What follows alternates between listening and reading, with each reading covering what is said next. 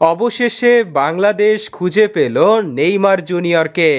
বাংলাদেশের কেউ নয়, কিংবদন্তি জলাতান ইব্রাহিমোভিচের দেশ থেকে বাংলাদেশে আসলো এক তরুণ যুবক।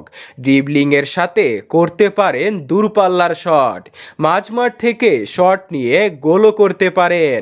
সুইডেনের বয়সভিত্তিক দলে খেলা এই যুবকের নাম হলো তাসিন ওয়াসারিন। সুইডেনের ফুটবলের ইতিহাসে সেরা খেলোয়াড়দের তালিকা করা হলে সবার উপরে থাকবে জলাতান ইব্রাহিমোভিচের নাম। আর তাসিন ফুটবল খেলেন ইউরোপিয়ানদের স্টাইলে। শেকড়ের টানে হামজার দেখাদেখি চলে এসেছেন বাংলাদেশে। লাল সবুজ জার্সিতে দেশকে প্রতিনিধিত্ব করতে চান এই যুবক।